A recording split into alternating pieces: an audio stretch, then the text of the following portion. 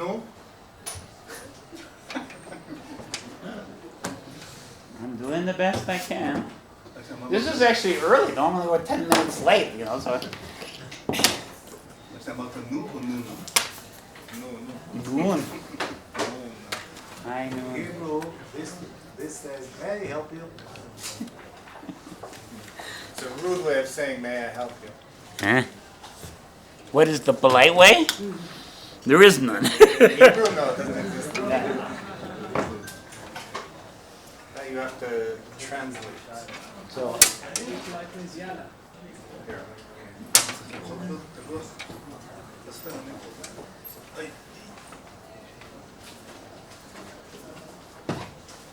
But Here, I'll make amends by erasing the board. yeah, and also I need to make sure that it's the right. This is the one that has HDMI, right? You need to turn on the projector. That might Well, help and I also have to put it to the HDMI, right? push on. Push on, okay. It's in English, I'm sorry.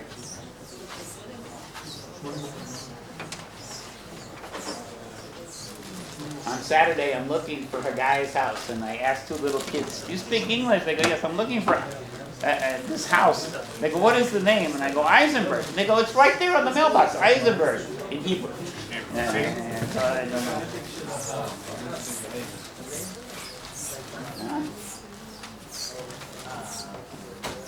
They're saying there's a Dowling invariant of starting 10 minutes late. Even when you come on time. Well, You have to be late. he blames me. Heisenberg. Oh, Heisenberg. Oh, Heisenberg. Oh, Heisenberg. The pipes are calling. I'm going to use the switch it to the HDMI. And then there's the record button. But I need the microphone. Come on, high maintenance. Well, I didn't want to use it, but the guy says that What are you waiting for? we have to put the microphone.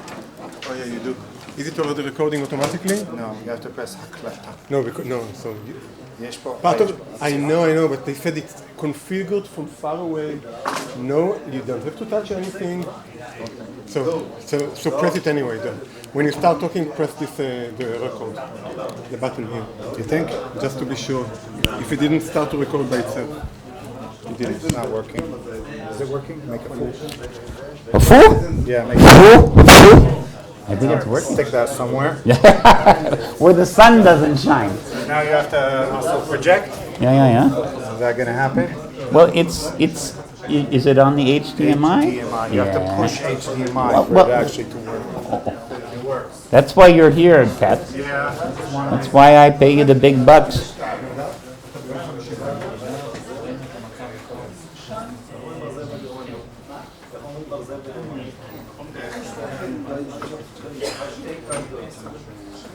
Yeah, there's no screen. There is. That's the screen? It's a screen. You added some decoration. To Nothing comes out of the ceiling. I didn't even Can you know. please press the record button? The red circle. The one above it. The one that has a... And the light should turn. Is it lit up? Blinking red. If it's blinking, don't touch. אייזן. אתה שואל אותי? אייזן זה בטל. זה מה שאמרתי לו. אייזן בטון. Blinking red. Yeah, it's good. Okay? טוב, אין נתחיל לבד, זה כל בזמן. לא, הוא לחץ. הוא לחץ. That's the hub.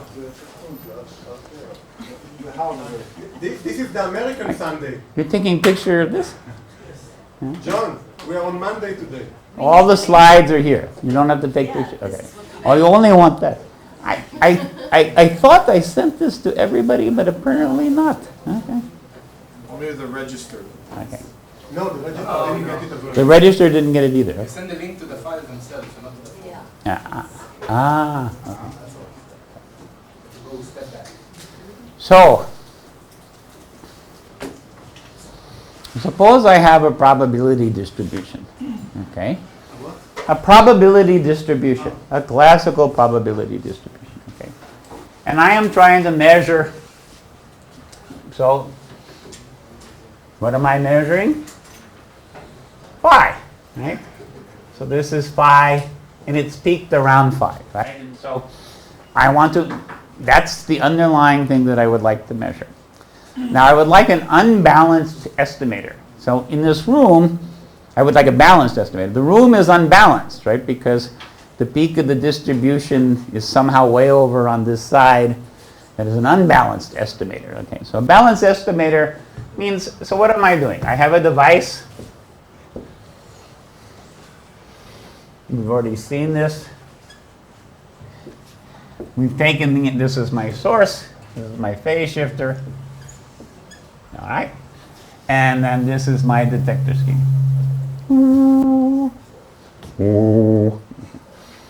So, what do? I send a probe. What is a probe? One photon, an entangled photon pair, a Luna state, whatever you want. Usually when we talk about the probes, I talk about my resource, fundamental resources. Each photon counts as one resource or interrogation, to be fair. So I send, but let's do the classical case first. I just send single photons through the interferometer. So I send the first single photon, and I get a data point. Click. Okay? So now that's data. I would like to estimate phi with this.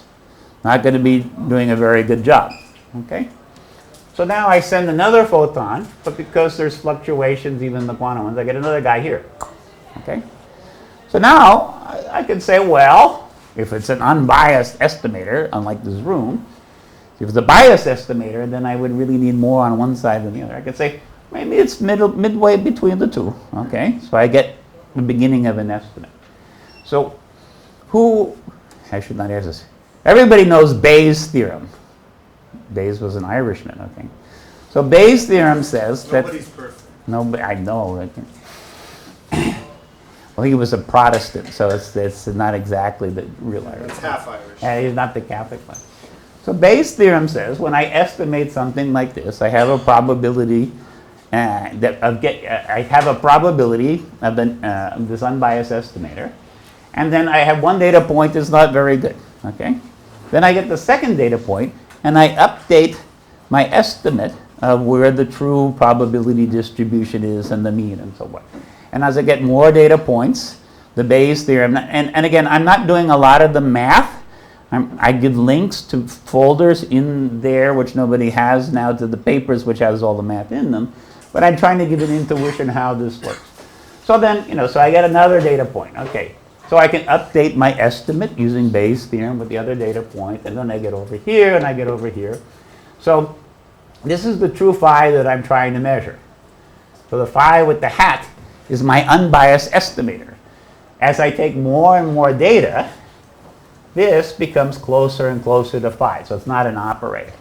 So, and so with the Bayes theorem says, okay, if I take an infinite number of data points, then my estimate of phi becomes equal to phi, but I don't have the luxury of an infinite number of data points. Even in Nadav Katz's lab, at some point the graduate students graduate and you stop taking data.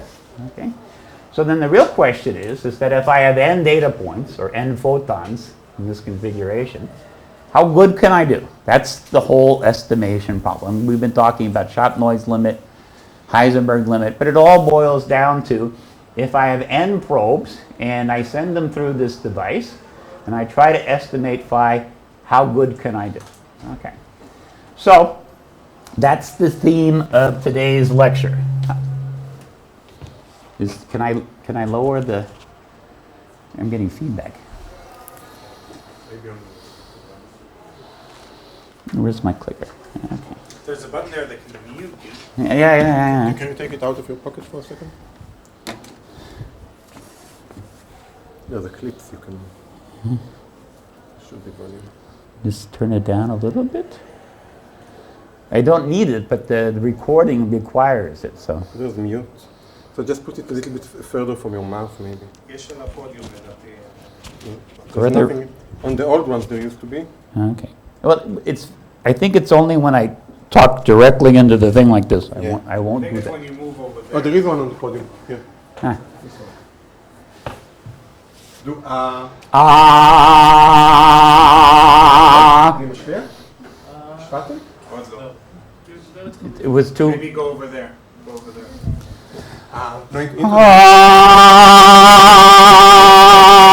לא, זה בסדר. say that, yeah. Okay. You can tell I have opera singing training, which is great for teaching class.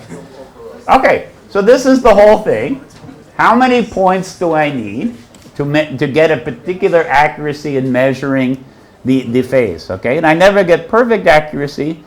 What the accuracy scales with the number of data points. This is intuitive. If I go into the lab and I'm trying to measure a distance with a ruler, I make many, many measurements and average the results. And classically, it always goes back to 1 over square root of n. Okay, there are many ways to look at this. You can think of it in terms of Poisson noise, the law of large numbers, but you always get this 1 over square root of n. Okay. Sorry.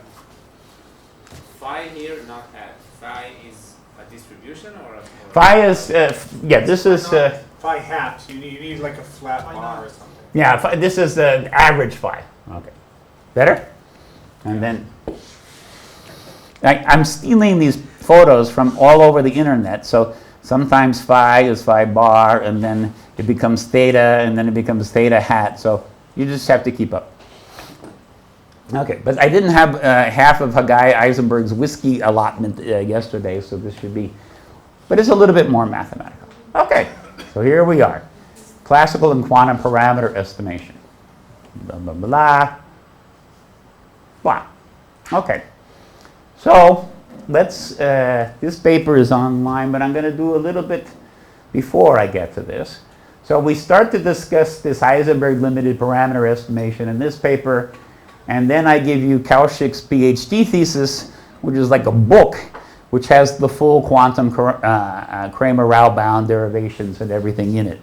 So I will just sort of sketch this. But this is what I have done here. And so, like I said in the first lecture, many pens needed. Green. One of the things that we'd like to do, and it's an easier measurement to make. So one measurement that we talk about is that there's a fixed probability distribution and I'm trying to estimate that. And that takes a lot of data. Okay. But if the probability distribution moves, that's easier. LIGO doesn't care what fringe it's on. It just wants to know if the fringe moves. That's the gravity wave. So this guy here is now going to be, well, this is phi of 0. And then this is phi of theta, of phi, okay, which is moved. And then delta phi there is the minimum shift that you could detect. So if it moves, I want to know by how much. And this is like the Rayleigh diffraction criteria, where you have two objects, okay? And if they are too close together, then you can't tell this peak from that peak, okay, unless you take a lot of data. So there's a connection between the two things. So this is what we're trying to do. Okay. So there's a relative phase difference delta phi that renders the two quantum states distinguishable, and delta means it's the minimum one.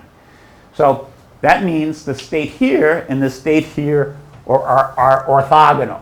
And that's the easiest case that you can have. If it moves so much that the two quantum states are orthogonal, then you can see this quite easily. Okay. So hence we assume the dependency does render phi orthogonal, and then we can minimize delta phi to satisfy equation 1. All right, so this is the sort of half-assed calculation. So they do the minimization process. This is in the paper with Peter Koch. And we get something that looks like this, okay? And you've seen this before. X is the thing that I'm trying to measure. And I called it M before, which was the intensity differencing, but now it's an arbitrary Hermitian operator. And so I have this funny derivative in the denominator, and then the fluctuations here. And then this gives you the minimum delta phi that you can pick up. And I'm focusing on the point, not I'm trying to estimate the stationary distribution, but it shifts by a little bit. Okay. What you are trying to, you are measuring X and you are estimating phi. Yeah, that's So what you are trying to measure is it, when you're trying to measure, you mean phi. I'm trying to measure phi. Right. But I actually, my data is X. Yes. Right? So the question is, and I don't have an infinite number of data points, okay?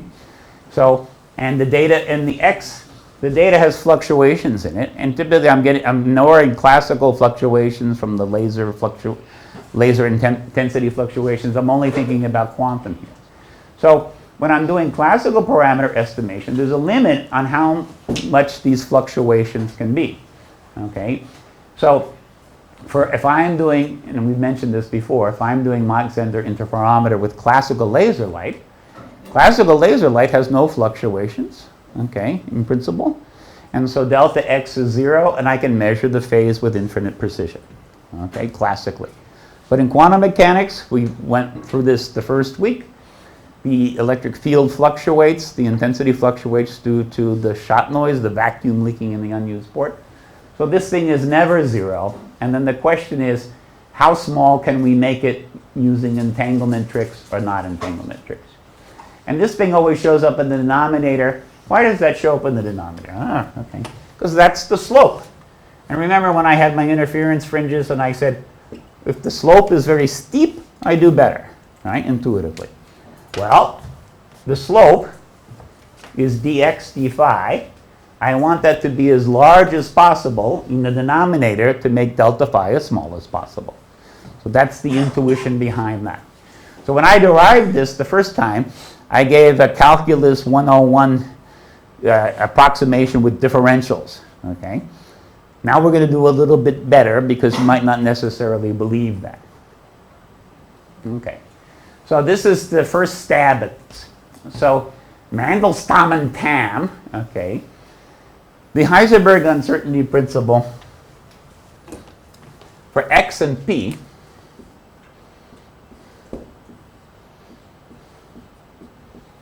okay. This you can derive because x is an operator that is conjugate to p, right, which is not equal to 0. X and p don't commute, okay, and that's where the quantum noise comes from in the ground state of the harmonic oscillator. So I have the ground state of the harmonic oscillator. This is x, looks something like this, and delta x times delta p is greater than or equal to h bar. But then I introduced the energy-time uncertainty relationship, and that is a different beast.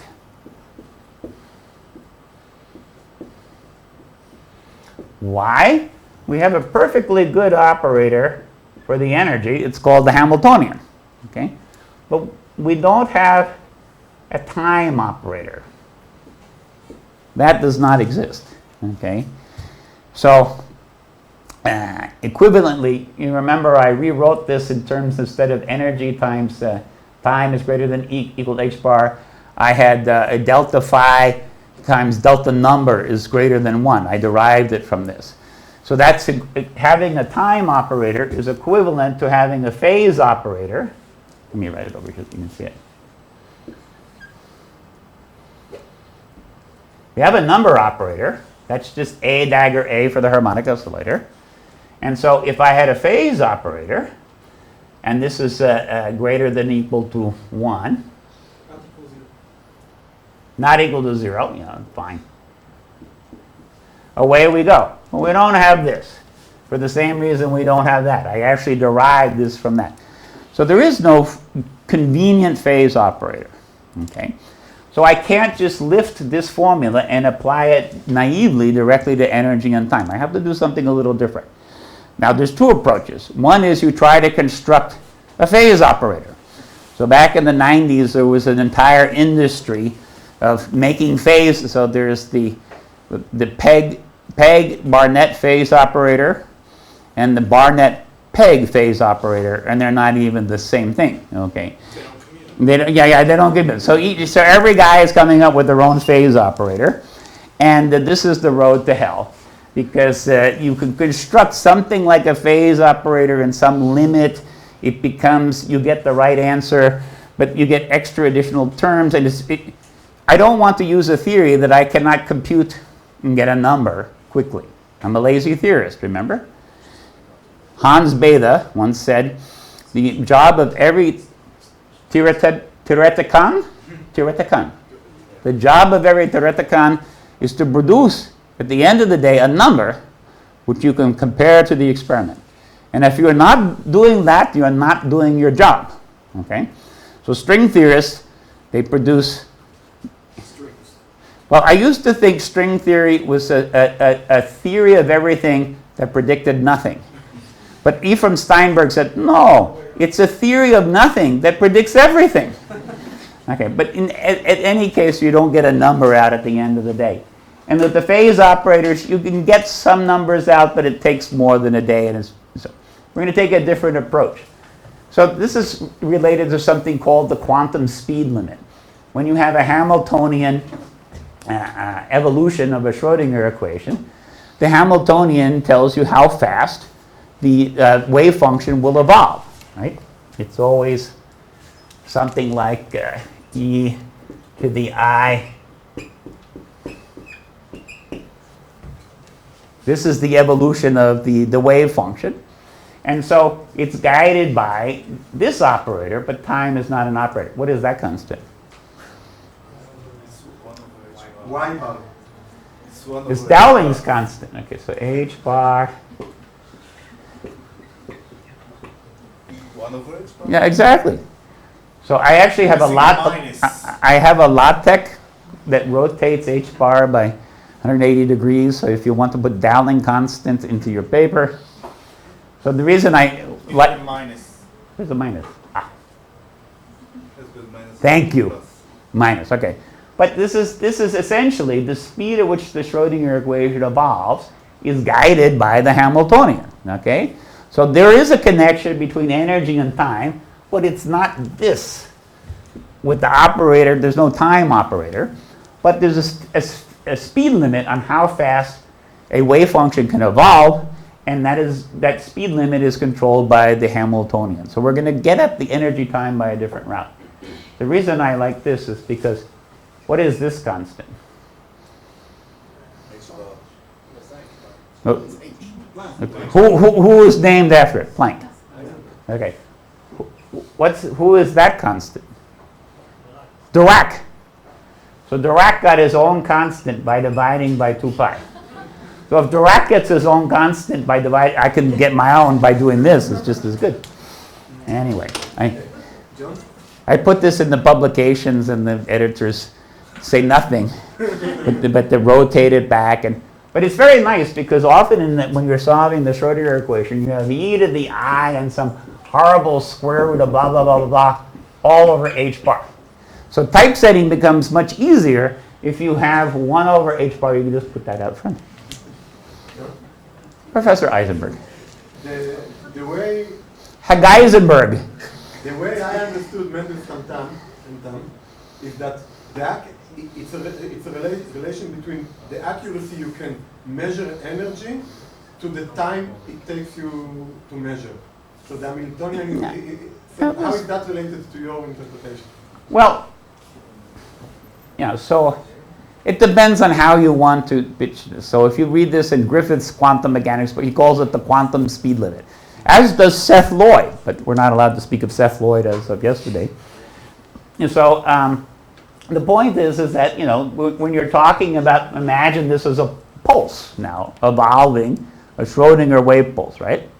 It only can evolve as fast as the Hamiltonian tells it to evolve, right? And so when I say, is the pulse here or the pulse here, and I want to know the difference, well, that speed is given by this guy. That's not the uncertainty in energy. Well, you get the uncertainty from energy from doing exactly that. It's in Griffith's chapter 2. Okay. So you get exactly this kind of result. So then you know, I'm not going to derive it because this is not Quantum Mechanics 101, which apparently Professor Eisenberg has not taken, but I teaches it, right? But I'm teaching Google Seth Lloyd quantum speed limit, and they talk about this kind of stuff. Okay, so how you want to interpret it, I just think, again, this thing moves, we want to tell if it moves, okay? The speed at which it moves for a quantum state is guided by the Hamiltonian. Hamiltonian is the total energy of the system. You put this all together and you get the phase shift, omega times delta t is greater than or equal to this. So it comes out of this Mandelstam Tom. And I derived something like this using some half-assed calculation, but this is a little bit. But notice down here, this is the spread in the energy. That's what I'm after, right? The uncertainty in the energy is downstairs. So the bigger the spread in the energy, the smaller the delta phi. Okay? So the point is if I'm using classical-like states, like coherent states in a Mach-Zehnder interferometer, and I inject vacuum into one of the ports, there's a limit on how much this delta E can be. But if I start playing tricks, so noon state, okay, noon state is a good example. I have 10 photons here and none here. 10 photons have an energy of 10 times h bar omega, okay? But it's a superposition of 10 times h bar omega here and none here. That's a huge spread in energy. Delta E is very, very large, which is why noon states do so well. But if I have a coherent state, the energy here and the energy here is almost the same. The spread is very small, and I get the shot noise limit. So having large spread in energy is the critical take-home message. How you want to interpret this is, I like the speed limit, because that's what I'm after. This is moving, and I want to know if it moves. So I need to know how fast it's moving to be able to estimate it. Okay, so this is one way to look at this. And so you can compute quantum mechanically now the delta E, okay, and you get delta E squared is equal to E squared. This should really be the Hamiltonian, but I told you I'm lifting this from all sorts of different sources. So this is E hat operator squared, Hamiltonian squared, minus Hamiltonian expectation squared. Okay? And so the question is, what kind of states can we make so that that delta E is as big as possible, noon state I just gave you an example, to make the delta phi as small as possible. And it has a geometric representation and blah, blah, blah, blah. Okay, so if you don't do anything, so we take this Mandelstam-Thom formula, which Professor Eisenberg is going to apparently argue endlessly about with his neighbor. So you agree with the formula? My source of Mandelstam-Thom is Griffith. That's what I said. Griffith? Yeah. Okay, so it's a quantum speed limit. That's my source too. So we'll just disagree on the interpretation. So a guy tells me this joke about a Jewish guy is stranded on a deserted island, and for 20 years.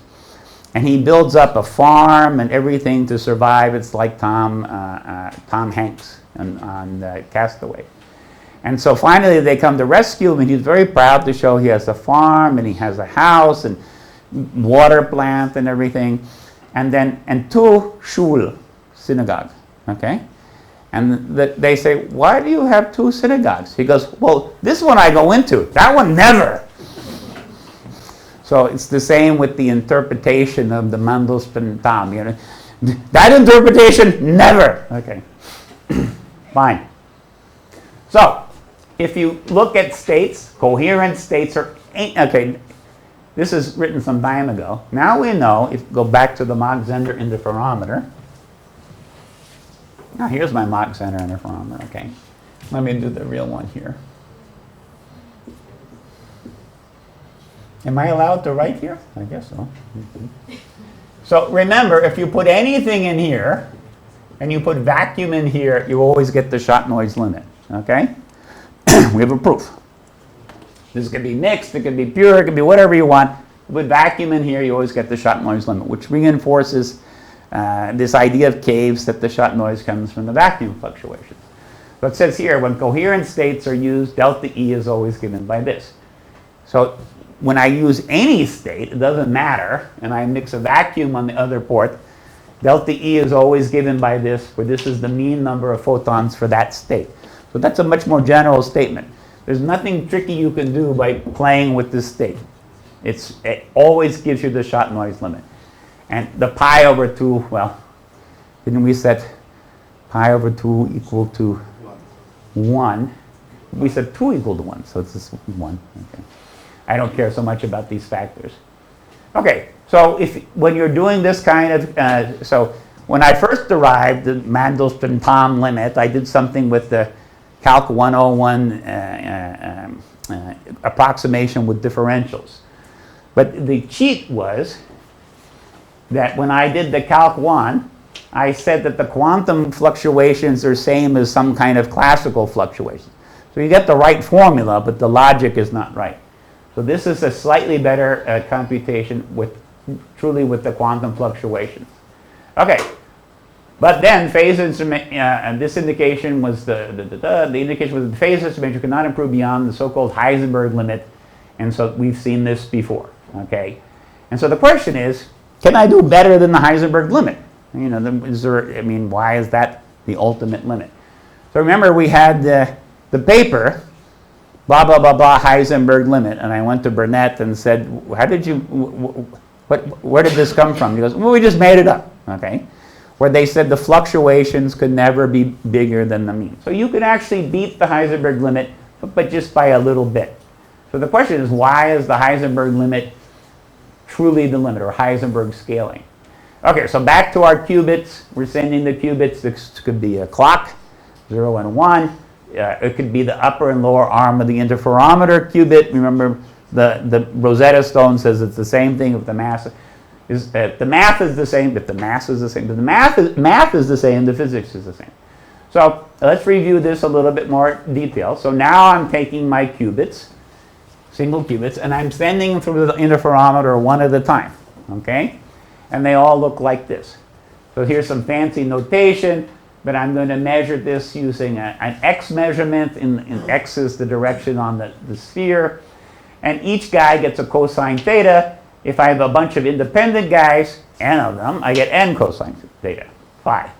Theta and phi, remember theta is equal to phi because different people use different ones.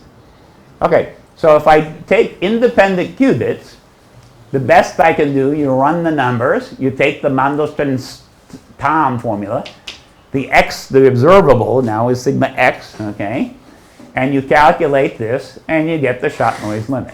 So this is another proof that if I don't do anything fancy, I don't correlate the particles. I just, these are quantum, these are qubits, right?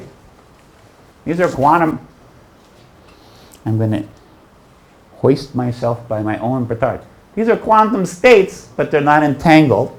And so if I send unentangled quantum states of any kind through any interferometer, I always get 1 over n, square root, okay, for shot noise.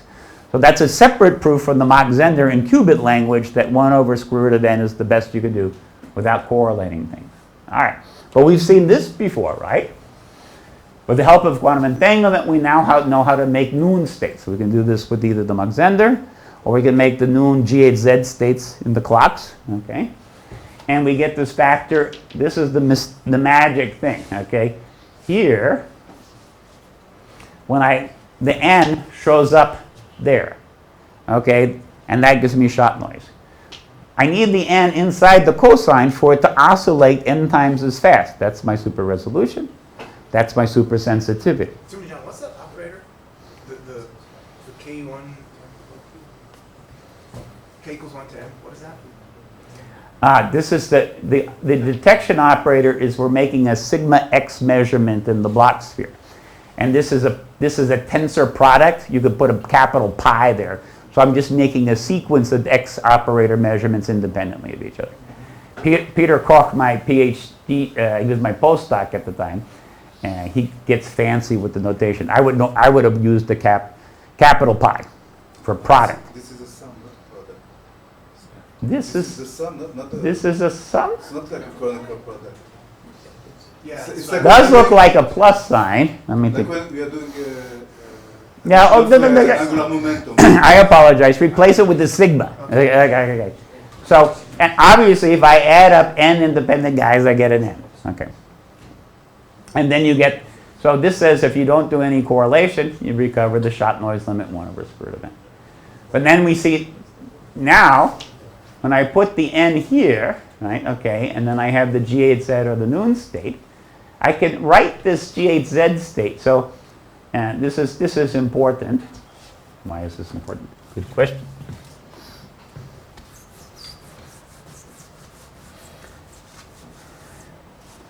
This is my attempt. Remember, we have the Bloch sphere for a single qubit, right? There is the equator and the qubit. And this is the ground state. Oh, there's a computer scientist out there who I will hate forever for doing this. But remember, we pop the qubit from the ground state into the equator, and it oscillates with the frequency omega t for the clock, kx for the LIGO interferometer. So the nice thing about this GHZ state is you can think of this as a giant block vector. So in terms of angular momentum addition, I've just made a block sphere where this arrow is n times longer than the single qubit. Okay? So this arrow, instead of being some length L, is just now n times longer than before. I don't know how to draw this. And as it whips around the equator, it's going n times as fast. Okay? And so this simplifies the analysis because you can now treat this. I'm going to kill myself on this because Cast it over. it's string theory. Oh my God. You're entangled. Cast it over I'm your entangled. Yeah. No, I would Send it over rather your shoulder. I would rather just keep doing this endlessly for amusement for the audience as he looks at his watch. The nice thing is when you write it this way, it looks like you're just looking at one qubit, which is easy to analyze, that's oscillating n times as fast, okay? And then you can write down a projection operator, a non-local observable sigma n. There are different operators that you can use. We call this the Ono noon operator, which projects into either the noon state or the Ono state, okay? We now know parity is actually the best thing to do, but this is an operator that gives you the right answer. And it's a non-local operation. When you run the numbers and you see the n has moved from the outside to the inside, which is exactly where we want it, okay? So instead of having n independent qubits, I have a big whopping qubit that moves n times as fast. You run the numbers for the Mandelstam-Thom equation, which is from Griffiths. That one I never go into, okay, and you get 1 over n. Okay, so entanglement gives you this precision. And the question is, can I do better than 1 over n? So there was a crazy paper by Shapiro, came out in the 90s, where he said you could get 1 over n squared. And then I wrote a crazy paper saying, well, if he can get 1 over n squared, then I can get 1 over n squared. This is before we had any idea what was going on, and we just made up states and hoped we could do better than the square root of n. But then Sam Brownstein and Carl Caves wrote a paper sort of cleaning this up and says, well, you know, your 1 over n squared is you're making measurements that are not allowed by quantum mechanics and this kind of thing. So if you do things properly, you always get 1 over n as the ultimate limit. Okay. So if you go back to Mandelstam-Thom, once again, you have this delta t looks like this. Okay, I think that's supposed to be delta e. That's a typo. Okay. So we know for noon states, for example, you get a delta E that is extremely large, all 10 here, all 10 here. So by the Mandelstam-Thom argument and the speed limit argument, it's always going to be something like 1 over n. Now people argue there's a pi over 2 there, a square root of pi, I don't care. It scales like 1 over n. Okay, so now let's do something a little bit more complicated. John Howell is here? Oh, good. Okay. He says, oh, you're doing quantum Cramer Rao bound. And I said, I'm dead. He's going to inspect everything. So this is the goal. See if the thing has shifted. Okay, this is from Wikipedia. Always a good source. So this is the classical Cramer Rao bound. And so how do we derive this? And I promise not too much math. This is the most math we're going to get. So it's a little, okay. But you have to have some math to do this. But I'm trying to give you some intuition. So let's go back. Oh, I erased my peak.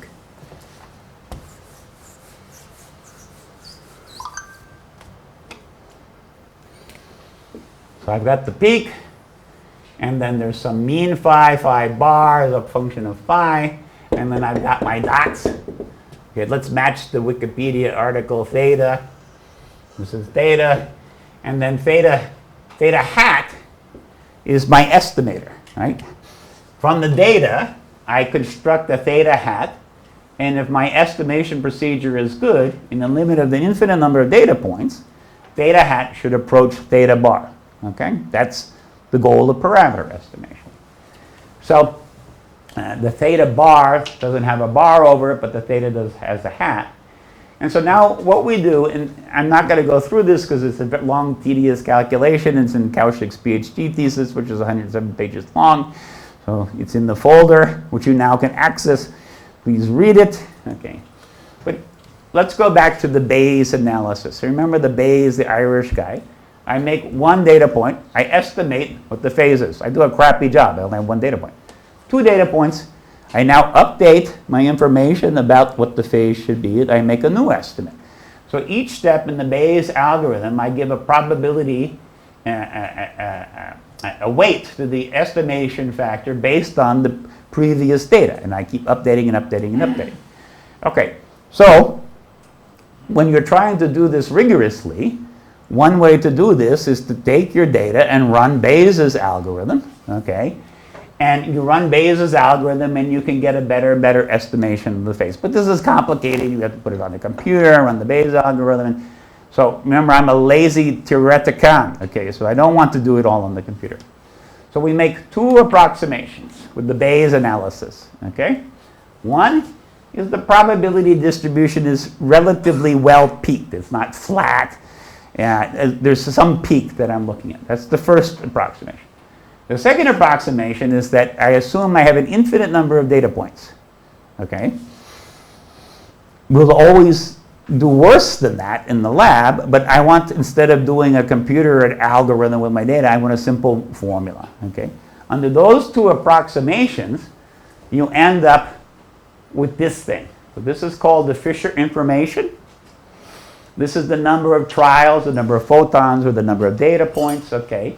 This is the expectation value. This is all classical, so the classical expectation with respect to an underlying probability distribution. The squiggly L is the log. Okay, so what is F? F of x is this function, right? The function of theta, and x is whatever I'm measuring. I'm measuring the sigma x or whatever, my data points. So it's very general, okay? Then using those 2 approximations, you go from Bayes and you get the variance of any unbiased estimator. Again, this room is biased because there's nobody over there and there's a lot of people over there. I want it to be centered. Okay. Is bounded by the reciprocal of the Fisher information. And what is that? This is crazy thing, so let's go through this. So number of data points, classical expectation value, okay, and the derivative of the log of this probability distribution with theta and then the measurements in x in it, okay, which is called the natural logarithm of the likelihood function, which is f. And E is the expectation value. So let's think about this, okay. If the Fisher information, if you just look at this, okay, here's your Fisher information. If this expectation value is not too crazy, classical, then this is not, it's a logarithm, the derivative logarithm doesn't change very fast. So all the action is here in n, okay. So the variance goes like this, ignoring this, it's just 1 over n.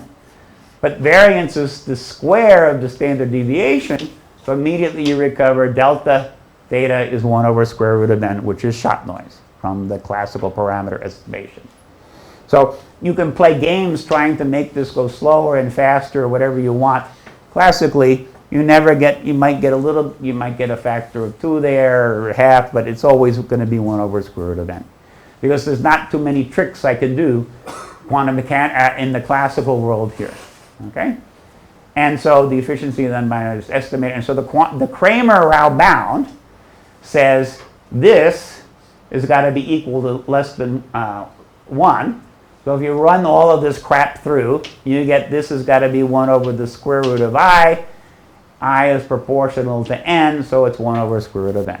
So the whole point of the classical Cramer-Rao bound is that you can't really do better than 1 over square root of n. So this is, at first I gave you 1 over square root of n with hand waving, and then I gave you the Mandelstam Tom. Now the Professor Eisenberg is asleep, we can no longer argue. And then this is sort of the gold standard for classical measurement. Everybody says, well, we don't want to do the full Bayes analysis because that always requires a computer. And now, so you remember I told you about our magic, remember Gretchen, she showed you could beat the Heisenberg limit, okay. But that was with the Cramer-Rao bound, okay. The quantum one, which we're going to come up with next. And so to double check that, because there are approximations in the Cramer-Rao bound, an infinite number of data points for one, okay, and that it's well peaked. Well, the thing for the Heisenberg, beating the Heisenberg limit, it's well peaked, but the question was, do I need an infinite number of data points to beat the Heisenberg limit? So we went back and did the full Bayesian analysis. So we had simulated data, which is much easier to make than real data. And with the simulated data, we did an analysis, and with like somewhere around on the order of 1,000 to 10,000 photons, you actually beat the Heisenberg limit. So, because this assumes an infinite number of data points, the question is, where is infinity? And if it's 10 to the 30 photons, then you're cheating. So that's a few thousand. Okay, so, all right. Now we want to make this quantum. That was not supposed to be there. Okay, so now we go to Kaushik's thesis, and I thought I could make a lot of slides, or I could find his PhD defense, and then, because basically I want to talk about what's in his thesis. So you heard about the clocks, and we heard about the LIGO, okay? And with using entanglement, I've argued you can do better. Okay, so quantum optical metrology, a brief review. And we already seen this, but now I'm pitching it in terms of parameter estimation. I prepare my probe states, which are photons, but generically they're qubits in some representation that I send through the phase that I'm trying to measure. Okay, and the dynamical process. Well, this is just e to the I h bar t, where h hat t, but h hat for a phase shifter is just n hat times the classical parameter of the phase shift. So this is easy to write down, and so this is why the Noon state gives you a nice result, because if I have one photon, I get 1 phi. If I have 2 photons, I get 2 phi. If I have 3 photons, I get 3 phi. Without the t. No, t. Good. Otherwise, the units are wrong. Okay, yeah. Phi is now taking the place of t. Yeah. So I could. So this was something that I didn't understand, right? Okay. So if I have a Fox state, okay, I have a Fox state of 10, and I send it through the phase shifter. What comes out is e to the I 10 times phi times the Fox state that I started with. So you get, this is why the Noon state works, because it takes whatever integer is here and it sticks it up here, okay, in the Hamiltonian. So the struggle I had is that if you send a coherent state, you do get a coherent state as a sum over all of these Fox states, right? So coherent state is sum equals 0 to infinity, and you have the square root of alpha over the square root of n factorial, blah, blah, blah, blah, and then there's an n here. So each one of these, okay, gets an e to the I n little n phi. So you might think, oh, okay, I got like Noon state behavior or something like here because of the integers. But if you do the calculation, if you sum the whole thing up. Alpha to the power of n. Yeah, yeah. Instead of the square root. Alpha to the power of n. This guy. Alpha in the numerator. Alpha to the power of n. n. Just changing alpha to alpha. Yeah, I'm just changing alpha, but I'm not increasing the power of alpha. No, but the coherent state is alpha to the power of n. Okay. N. Lower. Yes. Okay, fine. Without the square root. I'm focused on this, okay. So the point is that you get this integer phi, 1 phi, 2 phi, 3 phi, and you think, well, that's good, I'm getting something like Noon states, but they all sum up. So if this is alpha goes in, what comes out is just alpha e to the I phi. All the n's cancel out and you just get this. So if you're used to working with coherent states, you go, how can this possibly be? Because when I use a coherent state, I don't get anything. So that's why one reason why the Yerke state, the M&M state, the Noon state, they're all Fox states. So they have a fixed integer number here, okay, and that's where the extra phase is coming from. Okay, so your dynamical process in this case is just the evolution, and then your detection over here, parity, whatever you want. Then from your data points from the detector, you'd start to estimate your phase. Okay, this is the mathematical procedure written out in terms of an operator. So interferometry with a coherent state, we already know, gives you 1 over square root of n. Okay, and the vacuum fluctuations suck. So this thesis is 2005. The proof that any state, we always write if you take coherent state and vacuum fluctuations, you get shot noise. And the proof that you take any state with vacuum fluctuation, you get shot noise. That's something we just finished like a year or two ago. So this was something we thought was in Cave's paper, but he never heard of it. So no matter what you put in, the vacuum fluctuations give you the shot noise. All right. So here we go. The squeezing approach, we already saw, plug the unused port. And now when this thing moves, you can tell better, and you get sub-shot noise precision. In the limit of infinite squeezing, you get the Heisenberg limit, but in real squeezers, you get a factor of 2 because you can't infinitely squeeze. Noon state approach is digital, but where's Kafir?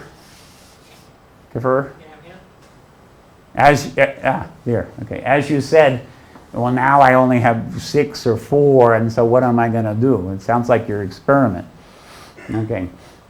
So anyway, you lower the numbers, you can get this digital approach, and so this is where this e to the in phi in one arm versus e to the in phi not in the other arm gives you the enhanced resolution and sensitivity. And a lot of this is historical. I realize I'm standing up here and I can just sort of talk about stuff that seems familiar for me for the past 30 years before you were born. And then I realize you don't know the whole history. That's why I'm here. It's kind of in my brain. Okay, so we now know parity seems to be one of the optimal things. Now, what do we mean by optimal? Let's get to that. So using the Noon state approach or infinite squeezing, we get Heisenberg limit.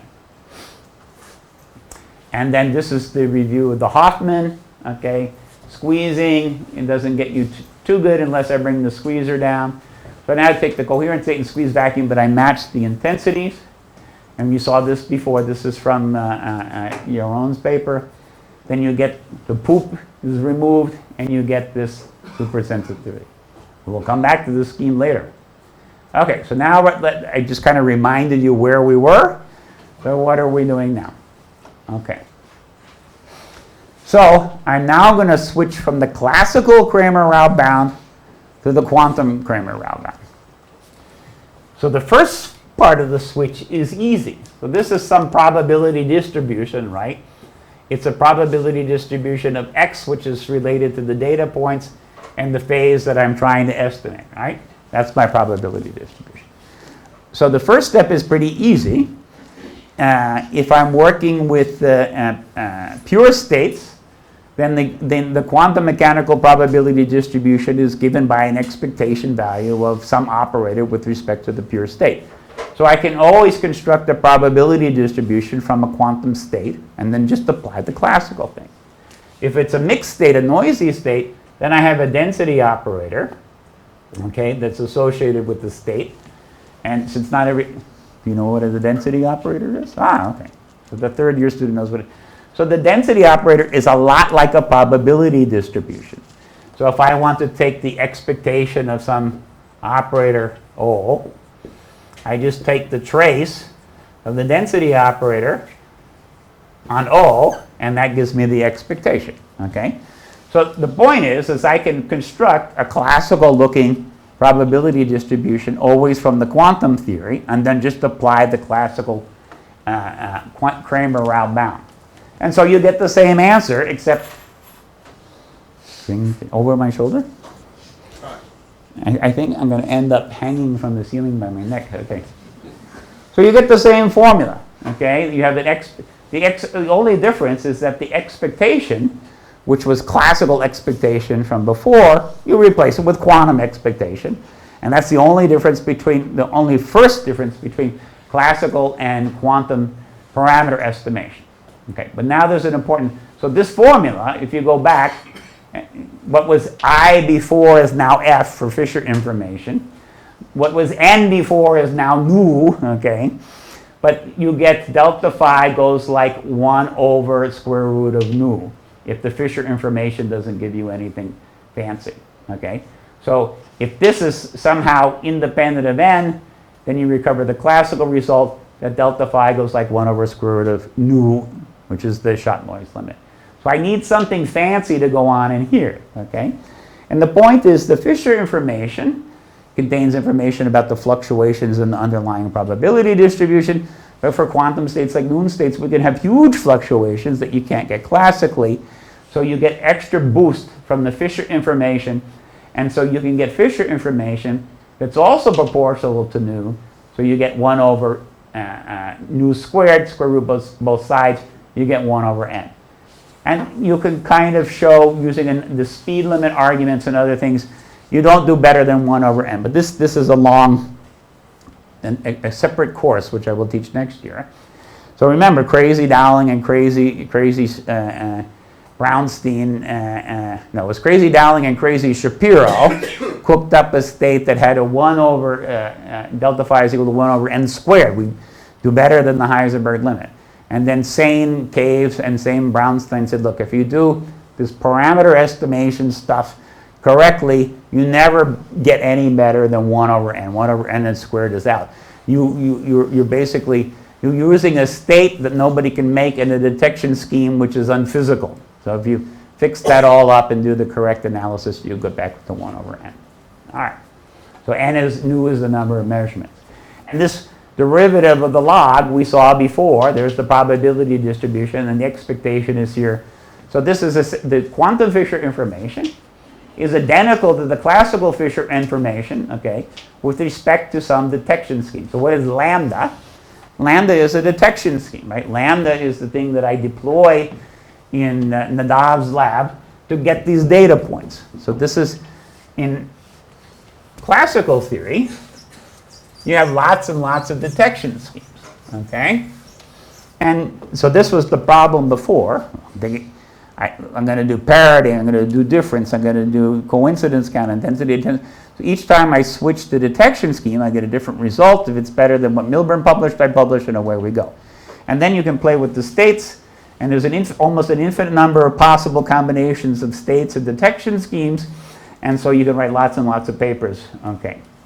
So the wonderful thing about quantum mechanics, one of them is that I'm not going to go into too much detail, but you can say any detection scheme in quantum mechanics must have certain properties. It should be Hermitian, it should have eigenvalues that are, that don't go negative, and various other things to be a physical detection scheme. So you write down this definition of what a detection scheme should look like. And so these are called POVMs. I don't know why my lambda is so long. Okay, and every detection scheme that you can think of can be written down in terms of an operator, the operator that you apply at the end of the day. So it could be A dagger, A dagger, A, or A dagger, B, B, or whatever you want quantum mechanically. Let me just finish this. Okay, fine. A guy's giving me the 1 hour break rule. So that's the critical thing. In classical mechanics, you don't have any uniform description of how to categorize all your detectors. In quantum mechanics, you say all possible detectors have a particular form, and I can write down an orthonormal basis for the detectors. So I can now say, no matter what detection scheme Nadav Katz rolls out in his lab, it's one of these I. And then I might have an infinite number of them. An interesting property is that you sum them all up, you get 1. So I have to use 1. I can use them in all kinds of different combinations, but I always get 1. So that's the critical thing. I now can take any detection scheme and abstractly write it down as an operator. And then next we'll see what we'll do with that. Drama. He's taking a picture.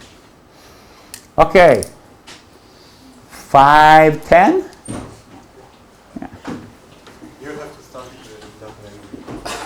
You're going to On the European collaborators, I showed. You're going to a meeting. Hello, European collaborators. Where's my water bottle? John. Ah! They're wondering who I am. Dirk! They don't know. I have not seen you in years. I think the microphone is not working. He's anymore. not seen you. You have less hair, Dirk. It's all gone. It's all gone. I know. Me too. Something. Yesterday, you said that the phasing is when we have a superposition, a single. Yesterday. State, yesterday, a single state which is in superposition of slow, medium, and fast. Yeah. I think that was the dephasing. What is this? What is the degree of freedom that they are superposed on? Because we did the ground and the excited state. Okay, that is not the ground and the Have you had Quantum 101? Yeah. Okay, so the first thing you do in Quantum 101 is you write a Schrodinger wave pulse, right? And in free space, so this is a pulse, all right? Okay. It's it's a pulse in time, right? So it's a spread of time, okay? But if you Fourier transform it, you get another pulse. If it's a Gaussian, it's the same width in some units. It's just delta omega, right? Okay. So you know if you're in free space and you have an electron and you release it, push it, even if you let it just sit still, it spreads because the Schrodinger equation is only first order in time. So for photons, the Maxwell equation is second order in time. You have a d by dt squared, no spread. You get photons in free space have no spread to them. But electron wave packets have a spread. As they move, they begin to spread. Okay, so now it's the same thing. Solve the Schrodinger equation for my qubit. Okay, it's a simple Schrodinger equation. But this still obeys an equation which is first order in time. So as it moves, it starts to spread, just like this guy does. Exactly the same thing. Now, the guy here. In order to make a wave packet, so I have to make a superposition of different eigenstates Right. of the Hamiltonian. So when I make So is this different eigenstates of the Hamiltonian, or these are all the same energy? okay, so when I make this, the minimum packet I can make is delta x times delta p, right? Yeah. Okay. So when I write this arrow, this is cheating, this is classical, okay? So whenever I have an angular momentum state on a sphere, I actually should draw a blob, okay? And the state, So also they have a ground and yeah. And this comes from delta jx times delta jy is always greater than or equal to jz, the angular momentum. Okay, so I didn't go into this, but when you write down the equation for anything on a sphere like this, there's an uncertainty blob. Okay, and that's what's spreading. That's what's spreading. Now, when I say dephasing, different people use different terms. So in the NV diamond center, the larger effect is the NV diamond. This is my NV diamond, right? Okay. And it spins around to measure the magnetic field. In the NV diamond, they have, here's my NV diamond center, right? Okay. But there are all these other carbon atoms. In diamond, it's carbon, right? So this one, you want it to have a spin 1. The NV center has a spin 1, okay? Well, you don't want any of these guys to have spin, because that's going to cause a dephasing. But it's not the dephasing inherent to the Schrodinger equation. It's a dephasing induced by coupling to the environment. It means that I've neglected some terms in the Hamiltonian. Yeah, I have to. So what's happening here? So now I go buy diamond. I go to the diamond store, and I say I want diamond that's isotopically pure, spin 0 nuclei. I forget which carbon it is, and they go, "Oh, that's going to cost you." Okay.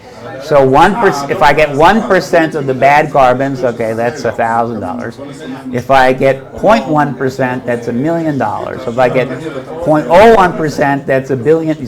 So the problem is you can't get it isotopically pure. So what happens is some of these guys have spins, okay? And this particular singlet kind of transition, these guys with just thermal fluctuation will flip at the same rate of the fluctuations of the thermal bath. And that gives rise to fluctuations on my NV diamonds, and this blob becomes much bigger.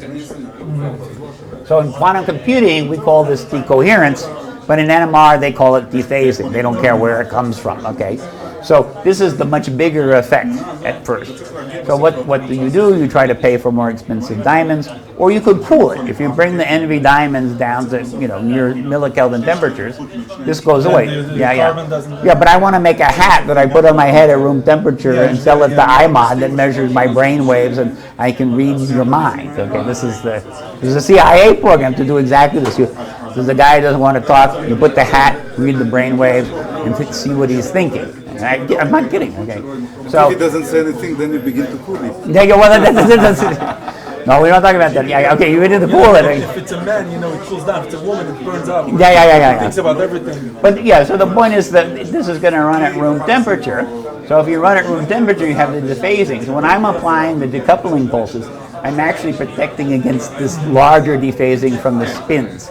I'm nowhere near this Heisenberg limited thing, okay? So when you see all of these oscillations dying down, the frequencies are not the Heisenberg limited frequencies of the Schrodinger equation.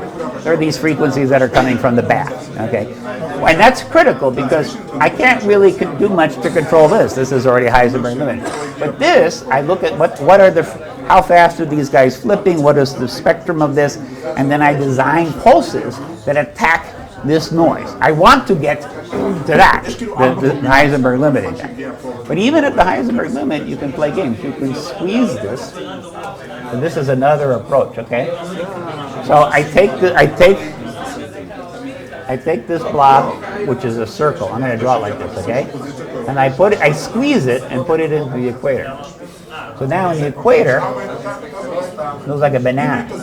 So this is called spin squeezing, but I can do this with a single qubit at 0 temperature. I do this in the ion trap. Or to have additional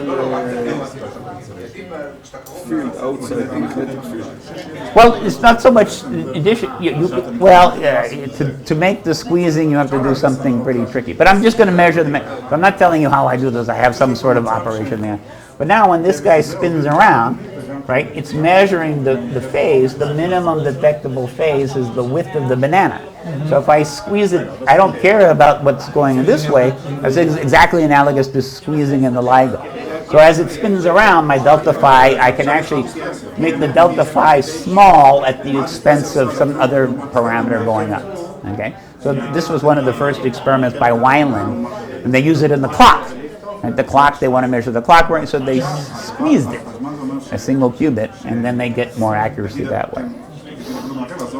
So if I understand the whole thing, so even if you do the Cramer out, whatever you do, then it really doesn't depend on the operator that you're measuring, but it does depend on the model of the noise. Yes. And the probability. So that's what we're going to do also, next. when you try to optimize your probe, it really depends on the noise. So the whole physics is really learning the noise of the thing. Well, that's but when I talk about this, there's no noise. This is just the natural spreading of the wave function. So you have it's a quantum noise. Quantum noise, which is uncertainty. And there is the noise which is really the lack of knowledge of what my ignorance is the noise. I cannot model this whole thing, so I can make it Gaussian or whatever. Right. So this is when I'm trying to model my ignorance. So I call it noise. I have it. My Army project is you put an additional spin here, which is called the sensor qubit, but we're not sensing anything. The sensor, we send pulses at the sensor qubit. It measures the noise in real time, and then because it might fluctuate over time or whatever, and then we apply our pulse sequences. We design our pulse sequences with machine learning algorithm, and then apply it to the computational qubit to fix it. We have another qubit that measures the noise. And then So this has to be a different isotope because it needs to decay much faster. If it decays at the same rate as this, you don't gain anything. And it changes on time. Change on time. Yeah. So you have to update all the time. You have to update all the time. But that's the whole point of the thing. Can I actually measure these spin fluctuations in real time? And because I might have a model, but it doesn't actually match what's in the lab. So I have this. For the model, you only have the Gaussian thing. That's it. Okay. So this is measuring the actual thing, and then the machine learning algorithm is watching what this is doing, and then applies the pulse sequence that's optimal for whatever noise it's currently experiencing. That's $1.25 million a year project.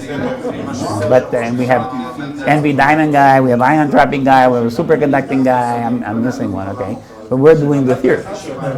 It said you have to talk about the mitigating dephasing. Okay, that we can do, and it must use machine learning. And I said, okay.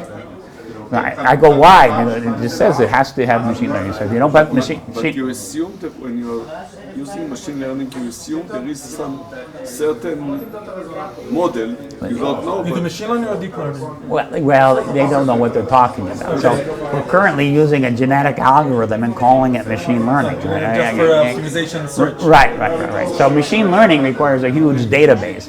We don't really have a huge database. The thing is, so somebody at the Army thought machine learning, we have to put this into the, so I can sell it to my program manager to fund it. Okay. So, but this is kind of cute, and we've been specifically looking at the NB diamond because it's a nice clean structure. We kind of know what the spins are like. In the ion traps, there's some heating noise. For 30 years, nobody knows where this heating noise comes from. They could be fluctuations on the surface of the dipole trap, and nobody knows. Okay, with this we have a very good idea. It's these spins. Okay, and so it's really about doing the noise. This is the whole secret. And I'm not doing anything entanglement here. I'm just measuring the noise and then applying correction pulses. Oh, Howell's here. Good. Okay. Tell you a secret? Yes. I think that putting the one step above is not some quantum computation scientist. I think that maybe it's from experimentalists. Maybe? Who knows? Hi, John. So I'm so happy. I just finished the classical, and I hand waved so now I want to talk about the optimizing overall all the POVM. Okay, so you can gut me on that one. Where's the toilet? It's down here. All right, it's by the toilet in this building is always by Oscillators. This is Describing it here. Oh, we have a laser. Yeah, it's good. So it's good. That one's one of the big ones.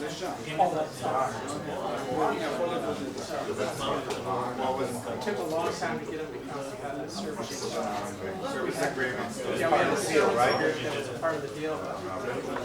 For the first time I contacted them in September. So they actually came now. The still measure there, right? But she was stuck there on the It's still running. Well, we couldn't do it there because there were 4 or 5 experiments on one table. She basically needed the entire table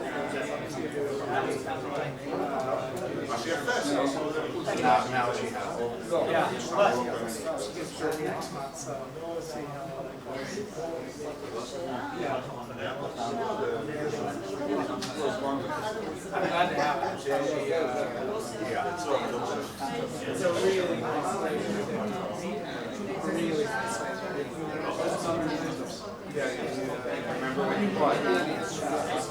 least hygienic thing you can do.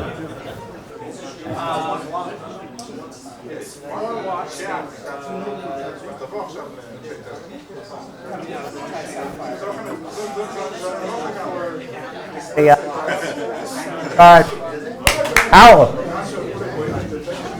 A guy had to go to a meeting, so you're in charge of rounding everybody up and being the chair of the session. It's 10 minutes. Yes, it's been 10 minutes.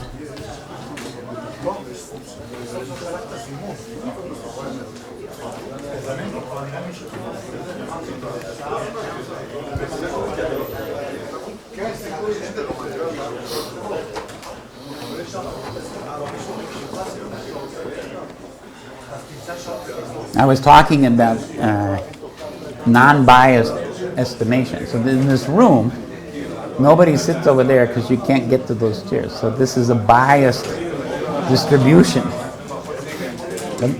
Normally, you would think most people are in the middle and the Gaussian.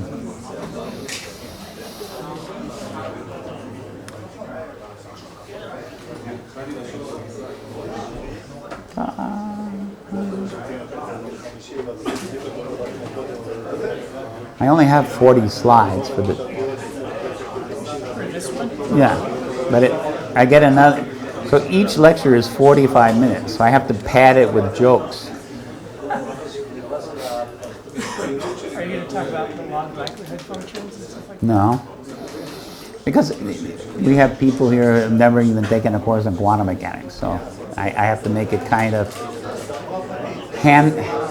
my two favorite co-authors, Hans Wefing and Approximazione.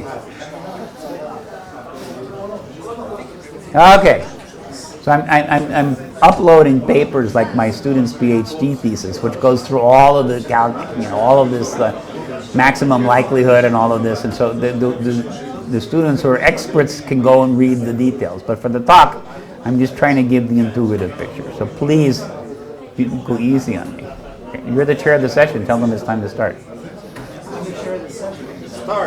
Start. Okay. I'm done fiddling with my phone. So as you recall, okay. What is the number of measurements? 28? The number of measurements is 28. Okay. My lucky number today. So what's new with you? New is the number of measurements. So this is on the previous slide was n, but today it is new. Ready? Okay. It's a perfect number. Some of it's all of its divisors. Yeah, it's a great number, 28. Okay. So we went, I've erased the thing here, but we have, so now we've made it very abstract. I have a box. It prepares probes. They might be entangled or not entangled. I send the probes through the phase shifter or whatever I'm trying to measure, and I make a measurement, okay? And then I have my measurement or dots on this curve, and as I make more and more measurements, I can use Bayes' theorem to update how well I am. This is my estimator, and this is the true value. But instead of using Bayes' theorem from Bayes' theorem, did you know this? You can actually calculate the Fisher information from Bayes' theorem. This is how we do it. Okay, so you write down Bayes' theorem, and then you say, okay, Bayes' theorem says I have a probability. I update it each time with the priors. And I take two assumptions. The peak it has a peak, reasonably well peaked, and the number of data points is infinity, and you get the Fisher information. Reasonably well peaked means it has a finite variance? Yeah. But the variance still could be very large. Okay. And you get this Fisher information. Okay. And so here, this is supposed to be the quantum Fisher information. It's the classical Fisher information where I've replaced the probability distribution with the density matrix. I argue the density matrix is the quantum. So you know why the density matrix is called rho? Why is it called rho? Yeah, that's a good point. The version I heard was von Neumann wanted to write it something like a probability, but P was already in use, so he wrote rho because it looked like a P. Okay. So whenever I'm lecturing, I'm always writing my P's and my rhos interchangeably, and the students complain. Okay. But it's an expectation value over this logarithmic derivative, okay? But when you write out the logarithmic derivative, it contains two things. One is this variance, and the other is the steepness of the slope. Remember, the steepness of the slope is always an ingredient. That's all sort of contained in here. So even if you don't know about Bayes' theorem or anything else, you might guess that this is a good way of estimating a parameter. Okay. Now, as I said before, we have the source, we have the preparation, dynamical process, and then we do the detection, and then from the detection we estimate our parameter from the data points. So, as we recall, you could play games in the 1990s where you would change the source, Noon state, M&M state, Yerke state, the twin Vogt state, and then you could change the detection scheme, the Homodyne, differencing, whatever you want. So a liberating thing occurred, probably in the past 10 or 15 years, is this idea that, I erased, is that with some very simple physical inputs, a detector must have a certain quantum form, okay? And these are called positive. Is it recording, by the way? No. Does it turn itself off automatically? Is it blinking? Oh, it's blinking, yeah. Blinking is good. Red blinking light is good, okay. a guy could be upset. Right. Okay, so this is called a positive operator valued measure. And it has certain mathematical properties, like the eigenvalues are never negative and all of these things. So the physicist, the lazy theoretician, says, I don't want to talk about what is in Katz's lab, so I want to have some sort of theory of detection. Okay, so we say, what's the most general, physically and meaningful detection scheme I can write down? So each detection scheme we can write down as one of these operators. Okay, that's the key thing. And as I wrote before, they have some nice properties. If you sum all over them, you get 1, which means somewhere in there is Nadav's detection scheme, okay, or combinations of detection schemes and everything else. So when you do this, now there's the third trick that gives us the quantum Cramer round bound versus the classical. You can say, I can now, independent of the preparation, the dynamical process, well, that's not quite true. Given the preparation and the dynamical process, I can optimize over all possible detection schemes without knowing what they are. I know there are 1 on this list, okay? So now I do a maximization procedure and I say, okay, I want to minimize the Cramer round bound, which is the same as maximizing the Fisher information. So I optimize over all of these to make the Fisher information as large as possible. So this is now called the quantum Fisher information. It has this additional detection thing stuck in it. And we still get the Cramer round bound is now 1 over the square root of the Fisher information. The square is 1 over this, the delta phi is 1 over the square root. But I no longer care about the detection scheme. It says there is a detection scheme. Might be hard to make. It might involve having the detectors entangled or something, but you can never do any better than that. No matter what Nadav crazy thing comes up in his lab, this is the fundamental limit. Okay, so then you can write down a formula that says, okay, now what do I do? I say instead of cooking up any detection scheme and writing a paper, I say I have a number, the quantum Cramer round bound. It's the best you can do independent of any detection scheme. So now I make a list of things that Nadav could do in his lab, and I check them. Intensity differencing, parity measurement, everything else. And I see which one comes closest to the quantum Cramer round bound. And that one I publish because you can't, often we hit the quantum Cramer round bound. And parity, for reasons I do not understand, often is the operator in many of these Mach-Zehnder-like schemes and atomic clock schemes that hits the quantum Cramer round bound. And so once you hit this, you know you can't do any better. So all the papers stop. Right? Nobody's going to write another paper because you can't beat this limit. So that's the idea of the quantum one. You replace the classical probability distributions with quantum probability distributions, but there's this extra optimizing over all the detectors. That adds, for the theorists, it's a relief, because once I compute this, I don't care what the detection scheme. For the experimentalists, it's a heartache, because they go, well, what detection scheme actually is the one that does best? I don't know. And one on the list. There's an infinite number. So we play games going back and forth trying to find these. Okay. So the ultimate precision possible with a given probe state preparation is the quantum Cramer round bound, which is this thing, and the Q means that you replace classical probability distributions with quantum probability distributions, and then you also have this optimization over the detectors.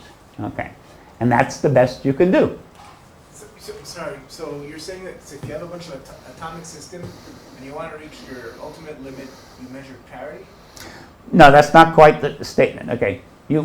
First you compute the quantum Cramer round bound, which depends only on your source, how you're going to entangle them or whatever, okay, and your evolution, okay, and then you get a number. So this is the best you can do. Then I pick different detection schemes and see which one comes closest. And just by accident, the parity measurement, which Wineland came up with back in the early 90s, for many of the systems that we look at, always hits this bound, which means... Parity, you mean the parity of the spins? Yeah, or in the G8Z state, you know, they're all up, it's even, right? And then, so for the photons, it's easier. 0 plus 2 plus 4, that's even. 1 plus 3 plus 5 superposition, that's an odd parity, okay? So you're measuring even or oddness.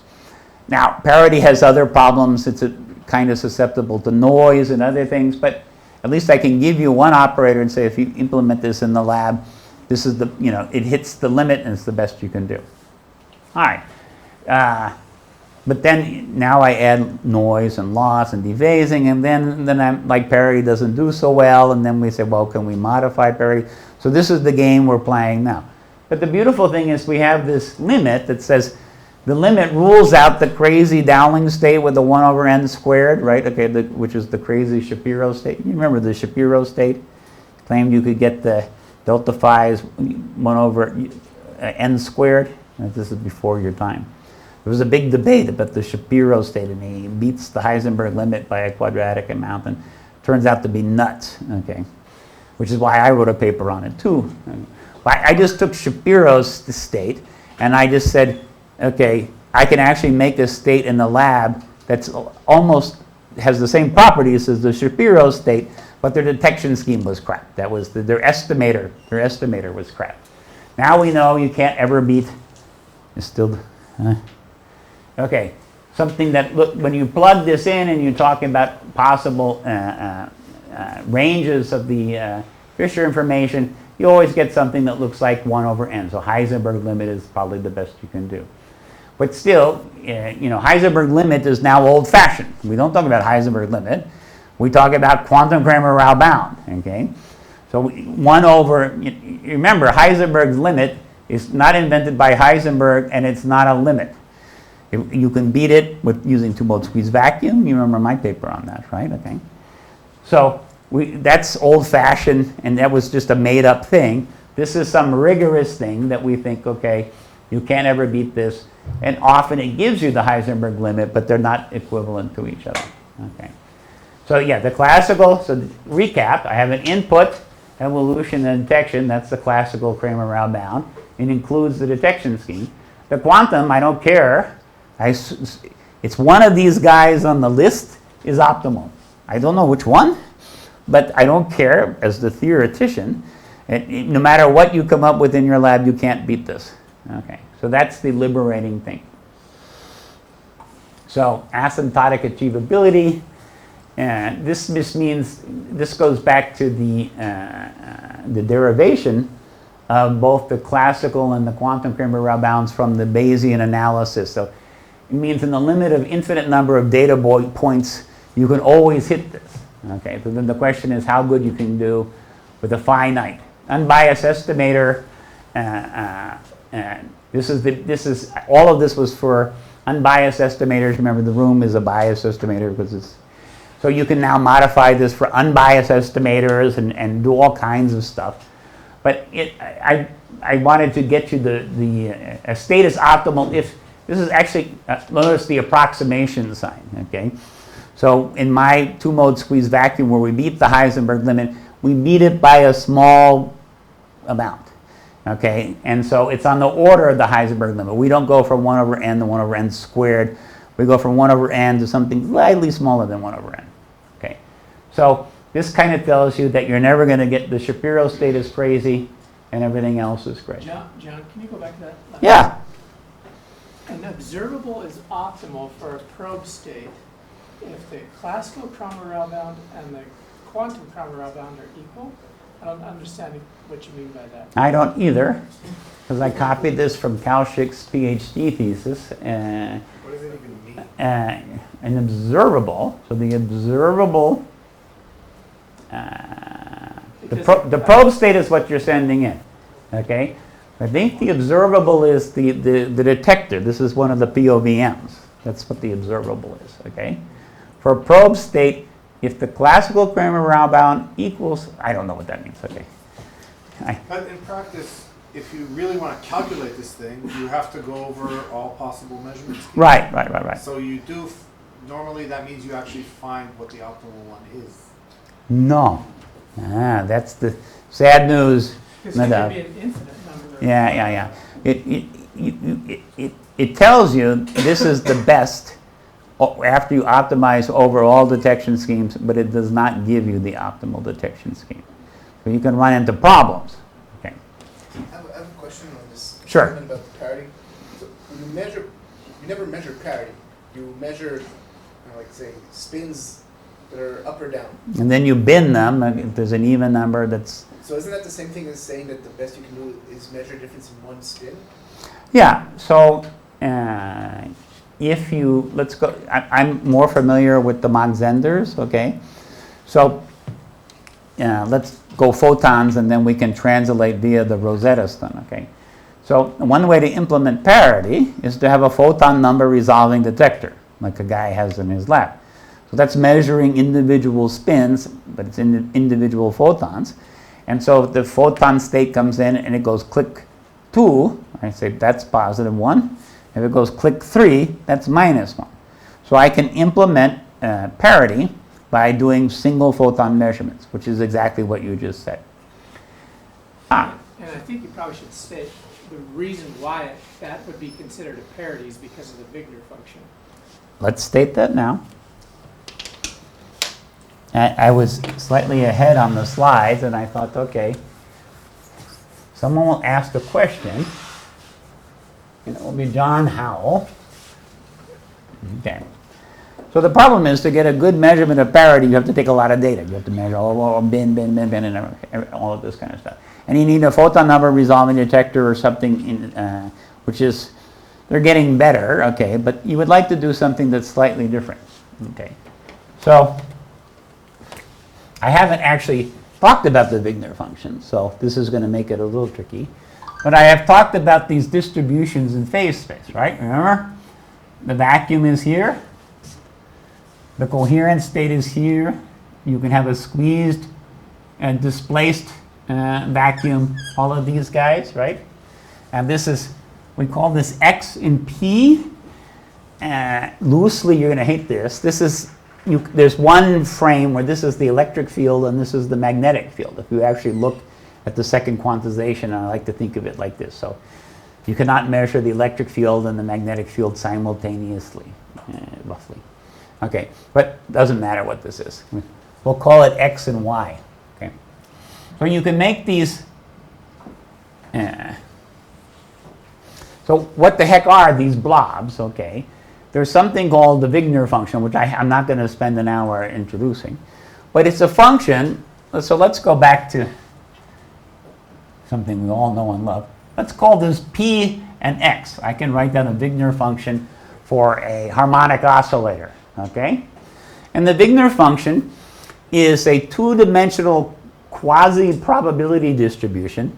So when you draw the Vigenere function in 3D, the Vigenere function for the vacuum is just a little blob centered over here at the origin. And if I project this at the full width half max onto the plane, I get this. This is where it's coming from. Okay, and the Vigenere function for a squeeze state. Well, now the mountain is, you're right, Nadav, it's right what I'm here. It's squeezed this way, and so that guy looks something like this, okay, when I project it. And then I can put the coherent state, that's a nice round one out here, and that whips around, and that's this. So these Vigenere functions, you project them into the plane. I was trying to avoid this, okay? But given any Schrodinger equation, solution to the Schrodinger equation, I can construct this probability distribution. It's called the Vigenere function. And this is what I've been hiding from you when I draw these diagrams. And the nice thing about the Vigenere function is, knowing the Vigenere function, I can completely reconstruct the state. And knowing the state, I can construct the Vigenere function. In the lab, and particularly in quantum optics, it's easy to measure the Vigenere function. So to measure the Vigenere function of an unknown state, I have an unknown state going in here like this. I have a bright coherent state coming in. This is the theorist beam splitter, right? Okay, here. And I do a Homodyne measurement, and I essentially adjust the phase and intensity of this guy. But I drew the beam splitter wrong, okay, but you get the point, okay? And then I do something like difference detection here, some other detection scheme. And I could actually, I make slices through the Vigenere function.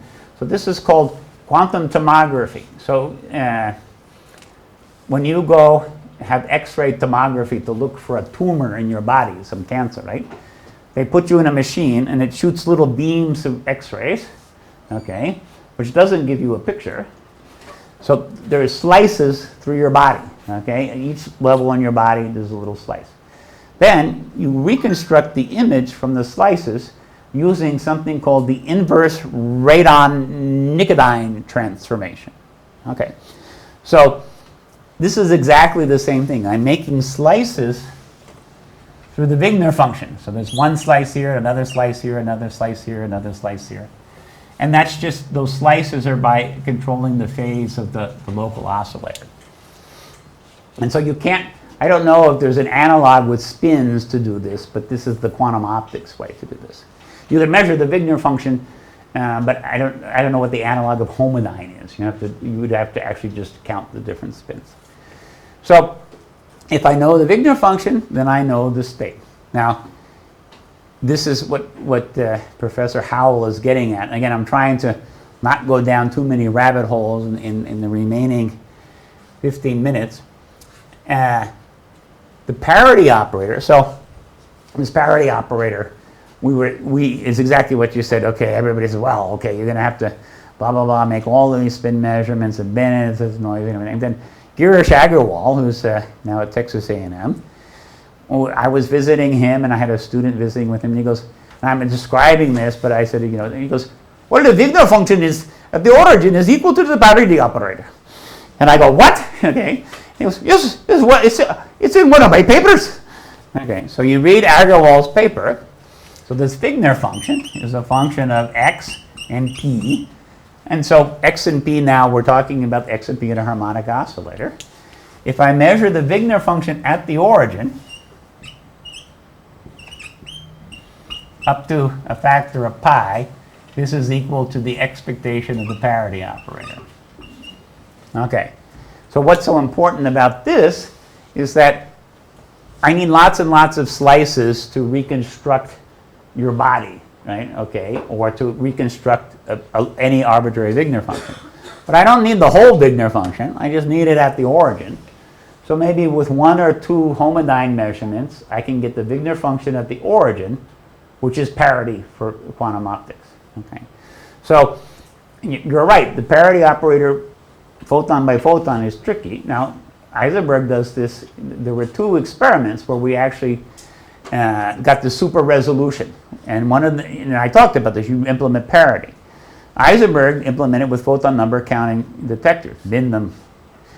The group of Ulrich Andersen in Denmark, they did it with the Homodyne detection, exactly like this. And Homodyne detection, where are my radar guys? Okay, they love Homodyne detection. And because this is easy to do, you just need a local oscillator. And in radar, you're not going to be counting single photons anytime soon. And so the idea is you can do this Homodyne detection and implement parity. I don't completely understand this projection, but I think with spins, it would only make sense if you got off the measurement basis, then you'd have some sort of local oscillator locked to the phase of evolution of the... So this is my atomic clock guy. So what's the analog of a Homodyne measurement with spins? I don't know. That's what I'm guessing. But in spins, it's pretty easy to measure the individual spins, okay? Right, it doesn't mean anything. You only talk about some sort of phase once you get off the measurement basis. Yeah. You tilt it, and then you have to keep some sort of local oscillator locked to there. But you don't necessarily want to do that because it's easy to measure spins. But measuring individual photons, that's hard. You might want to do that to measure energy levels of some sort of spin. Okay. But in any case, this gives us another road to measuring this. And so for Gaussian states, this only requires one or two settings of the Homodyne detector to get the Vigenere function at the origin, which gives us parity. This is the answer you wanted? Yeah, I was just going to say. Okay, this is good. The reason why the single photon is an odd parity is because it has a negative value at the origin. Yeah. Okay. So let's draw this. Thank you. You want to teach? You're good. Yeah. Okay. So if you look at a single photon, I'm now going to draw the Vigenere function from the side. Okay. So the Vigenere function for the vacuum looks like this. Okay. That's the vacuum. This is just this. Now a slice going through the side. If you look at the Vigenere function, so this is vacuum, okay. For a single photon, it has wiggles okay?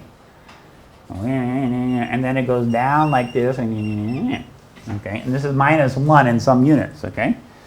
So if you measure the Vigenere function at the origin of a single photon, which is odd, you get -1, which is the parity -1 is odd. If you put a 2-photon state, you get wiggle, wiggle, wiggle, wiggle, wiggle, and then more wiggles there. It goes to +1, okay? So the Vigenere function number by number oscillates up and down. And so that's another way to intuitively see why the Vigenere function of the origin is giving me the parity photon by photon. So bottom line is that if I want to do some of these super resolution, super sensitivity with parity measurement, parity we think is optimal for many of these schemes. It hits the Cramer bound. And it can be done with Homodyne where we don't have to do photon counting, which is hard at long wavelengths like radar. Okay, perfect. So now I think I'll finish right on time. Okay, so since this is the most math, and then it gets better on Friday, okay? So when we're doing the analysis of the two-mode interferometer, I said the first day, I'm not going to do the Schrodinger analysis first thing. I'm going to do brute force calculation of with the Yerke state, you get the Heisenberg scaling. But what everybody does is, remember, there is an analog, the Rosetta Stone, between the Bloch sphere spin, right? The ground state is the ground state of your atom, your spinner. But in the Mach-Zehnder, the ground state just means the photon comes in here and not here, right? That's the analog from the Rosetta Stone. So you can describe the beam splitter, the phase shifter, the second beam splitter as angular momentum operators, just like when I'm on the Bloch sphere and I rotate around this axis and I rotate around that axis and I rotate up. You have angular momentum operators, which you can write down. By analogy, you can write down angular momentum operators for the Mach-Zehnder interferometer. Okay, and this is called the Schrodinger representation. So you have JZ, which is my favorite. This is the intensity differencing operator. Remember, okay. A dagger A and B dagger B, the difference in the energy. JX is gives you off diagonal terms, that's why we're measuring sigma x, right? That's where the phase is accumulating. And then JY, that's the input photon number difference. So Schrodinger came up with this nice way to describe Mach-Zehnder interferometers. So if you're a theorist, this is nice because you have these angular momentum operators. And so each element is just an operator. There's your beam splitter. This is your phase shifter. And you just multiply them together. So you make a very complicated interferometer. Each beam splitter has one of those. Each phase shifter has one of those. The mirrors are essentially the identity. So by simply multiplying these operators together, you can get quickly the answer because I'm a lazy theorist. Okay. So it's a little confusing because, like, if I have a twin Fock state, N1 and N2, in the J notation, it's N1 over N2, MZ. So this is like angular momentum notation. But using this, you can calculate things quickly. And the other point is that when we talk about Kefir, did you move again? Yeah. So why do you call your interferometer an SU11 interferometer? Represented by a group of SU11. Good answer. You just repeated what I said back to you. Okay. All right. So why is this called an SU2 interferometer? Because this algebra is the same as a spin on a Bloch sphere, which is the SU2 group for group theory. So everybody was puzzled. Why is this the SU2 interferometer? In the Vigenere, in the Schrodinger representation, it looks exactly via the Rosetta Stone like a Bloch sphere, and that's SU2, so this is SU2. Now, Kefir has a different problem where he replaced the Mach-Zehnder interferometers with squeezers, okay, and then you have to redo the beam splitter operation. Now becomes an active squeezing unitary element, and instead of getting let me rephrase this carefully. Instead of getting sines and cosines, which we get with the linear Mach-Zehnder, you get sinh hyperbolic sine and hyperbolic cosine, and you look this up in the big book of group theory, and you go, that's an SU11 group. And so when they write, this is an SU11 interferometer, everybody goes, what the hell is that? Okay, it's just the group theory in this representation. But in any case, you can go through the phase estimation, and again, this goes back to Mandelstam one more time. So this is the Heisenberg equation of motion for any observable A. And this is also in Griffith, right? Professor Heisenberg, who is a vacuum fluctuation. Okay.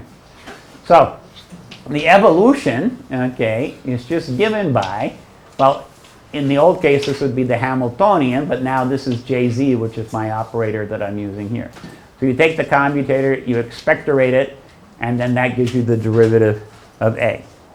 And expectorate in English means to spit, but I use it to mean take the expectation value of, and my students laugh, and the other professors hate me. They also hate me about Dowling's constant as well. You missed Dowling? Okay. So anyway, so this is related to the speed limit. Before we had the Hamiltonian here, now I have JZ, which is the evolution operator.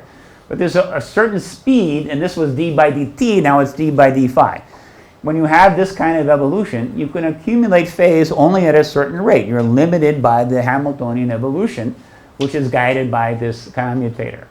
So now when I do the uncertainty principle, I run the whole thing through. If you look at Griffiths, the general uncertainty principle is you have two operators, okay, that don't commute. You take this guy times this guy. It's always greater than 1/4 over this whole thing. Now with delta x and delta p, this is just a constant, but for angular momentum, it's not. But then you take this, insert this over here, okay, and then, you know what's going on here, you run it through a few lines, and you get this guy is equal to 1/4 delta jz. So delta jz is the equivalent of delta Hamiltonian energy spread. So you want to make this spread as big as possible, and this coincides with the quantum Cramer-Rao bound for the pure states. So this whole quantum Cramer-Rao bound argument, you can also reproduce it with the simple quantum speed limit arguments in certain cases for pure states. So is that 2 or square root of 4 important? Observable? Or is that just... The 4? Yeah. Don't worry about the 4. Usually, so One? 4. 4 is 2 squared. 2 I've already defined to be equal to 1. So this is showing up from this particular definition of the, the uncertainty principle, so that it matches the delta x delta p definition, and you get the right constant. But in every book it's like delta times x times delta times h. Sometimes it's greater than equal h. Sometimes it's greater than equal h bar. Sometimes it's h bar over 2, and people argue which one it is. Okay. So I'm not so worried about this. But this is the important thing, because this is the spread, and delta jz is the number difference between the uncertainty and the number difference. Remember, Nguyen states, and over here, nothing over here, and over here, nothing over here. That's the biggest delta jz you can get, and that gives you the Heisenberg limit. But if you send the guys through one at a time, then the delta jz isn't so large, and you get the shot noise limit. Bah! I hit the mute button. All right, so I'm pretty much done. I don't know how much I did extra stuff, blah, blah, blah, blah. What am I going to say here? Okay, this is something that we did quite a while ago. By staring at the Schwinger notation long enough, if you're a theoretician, you can ask the question, what are the states that are optimal for photon counting, okay? And there's something called path symmetric states, and it's defined by this equation. So you read Cauchy's, it's in this paper, it's in Cauchy's, not Cauchy, okay? So Cauchy comes from a part of India where they have a religious tradition where they take dried cow dung and cook it with incense, and they put it on their foreheads. And he said, yeah, in school they always called me cow shit, even the Indians. Okay, so anyway, Cauchy. So the point is, you have this equation, and what is a path symmetric state? Everything we have looked at so far is a path symmetric, the Yerke state, the Nguyen state, the M&M state, the coherent state with a vacuum, coherent state with the squeezed vacuum. They're all path symmetric states. And then you can show that by photon number counting, you can always get the quantum Cramer-Rao bound. But in most cases, the photon number counting can be replaced with the parity. Okay.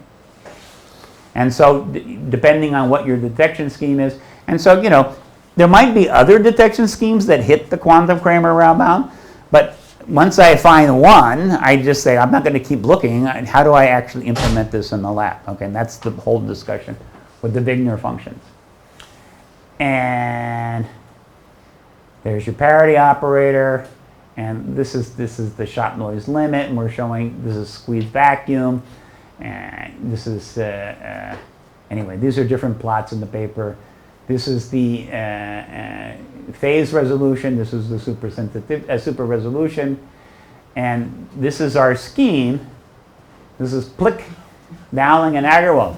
Well, the parity operator can always be implemented at measuring the Vigenere function at the origin with Homodyne. So this ain't your grandma's Homodyne. Okay, so when you guys from ELTA, like Delta with an E, okay, I have a box that says the Quantum Homodyne Detector. Okay, so Homodyne Detector is like one beam splitter and one local oscillator. Okay, you replace it with this thing. There's a phase controller and some extra stuff in here.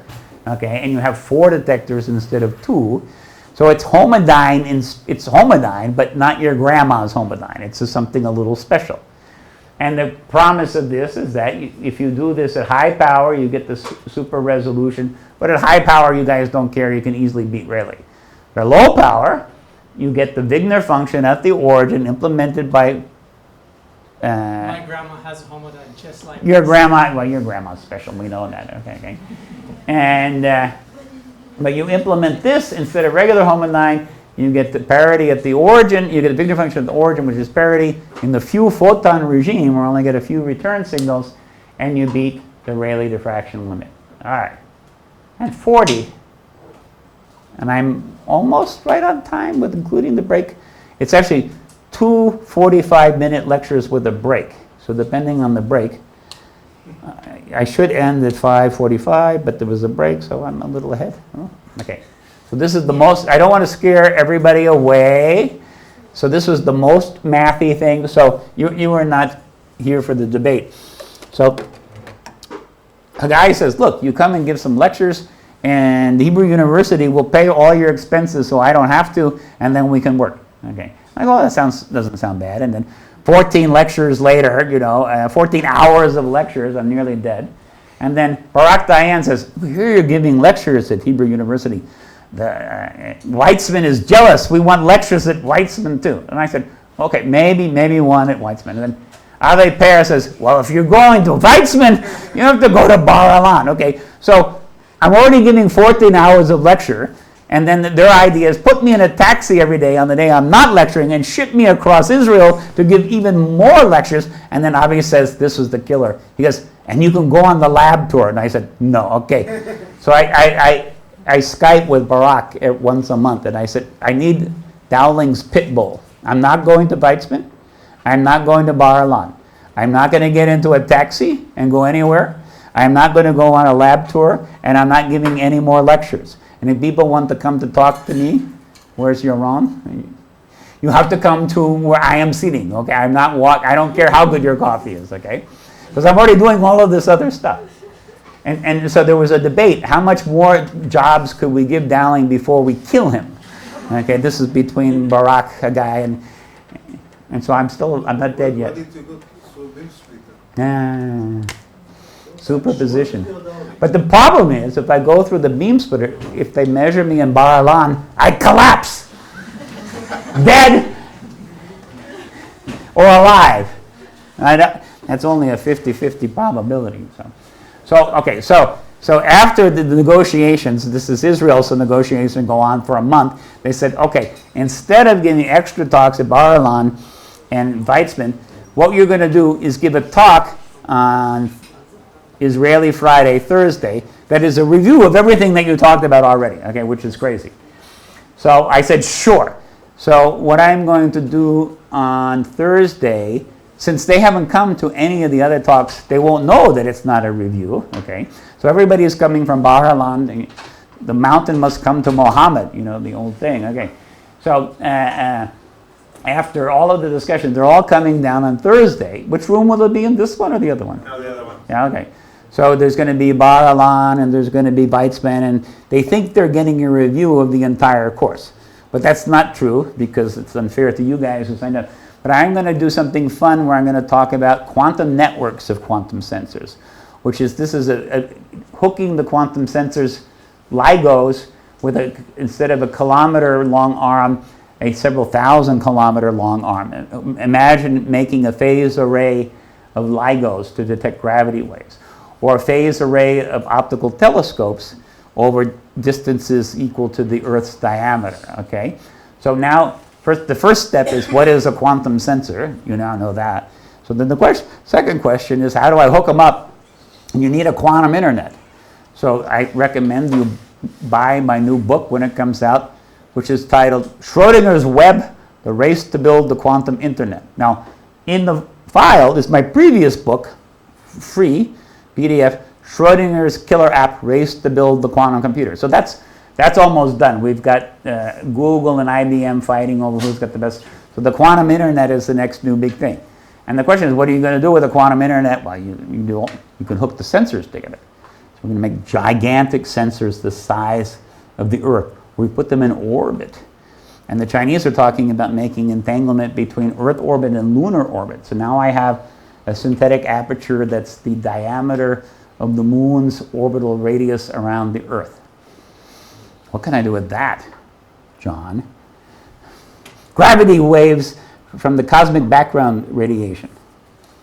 You can measure this. So everybody knows cosmic background radiation. So there's this big bang, boom, and there were these photons, thermally emitted photons. And then they became, redshifted over 14 billion years. And now the photons are microwave corresponding to a temperature of 4 degrees Kelvin, and you can see it with a radio antenna. And you win a Nobel Prize. Okay. But they started out not at 4 degrees Kelvin, they started out at billions of degrees Kelvin, but the expansion caused them to cool.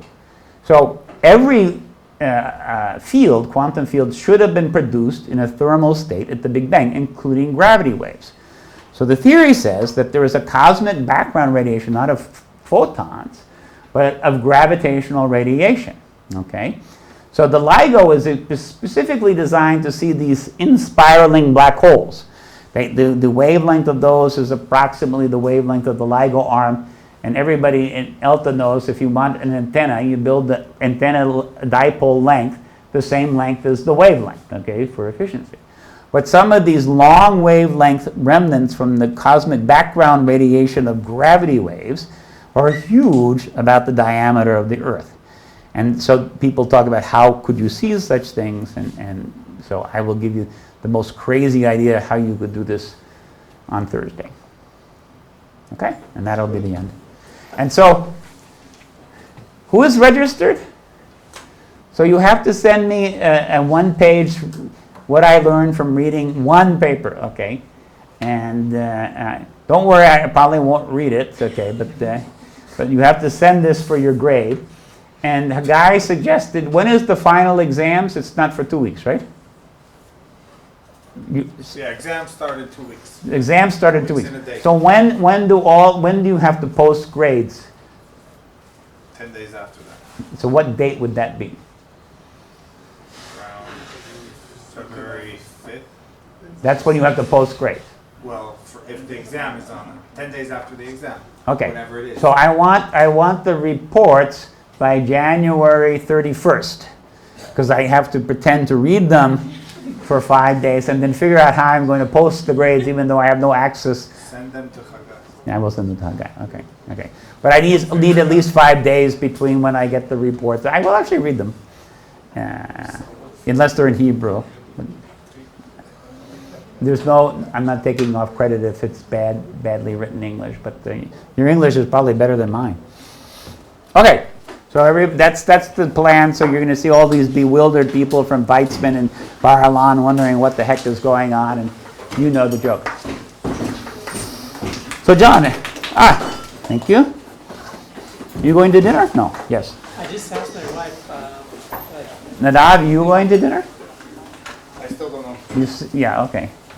They're in they have to ask the boss if they're going to dinner. Now, I'm not going to dinner with Elta, right? That's off the table. That's on Thursday. We're going to meet on Thursday before the talk. 2 o'clock. That I know. That's on my calendar. Okay. Now we have to demand dinner from Elta. I've had plenty of dinners, okay? I don't need any more dinner. You're supposed to tighten with extra force. Yes, sir. Cramer bound. The Cramer bound, is it tight? I didn't understand. I wasn't sure. It's tight. It's tight. So if you violate, okay, there's some tight is okay. So I'll give you an example where people were cheating. Okay. So you optimize over all possible detection schemes, right? Could be a Homodyne, anything you want.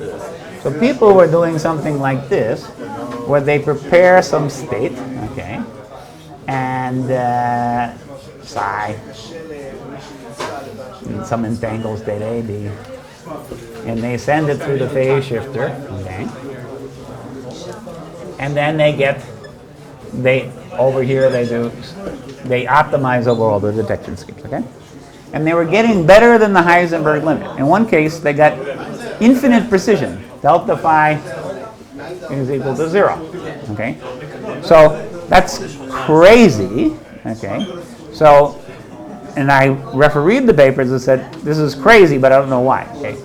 The problem is that a perfectly acceptable POVM is a Homodyne measurement, where I take the state psi and mix it with the local oscillator alpha of infinite power.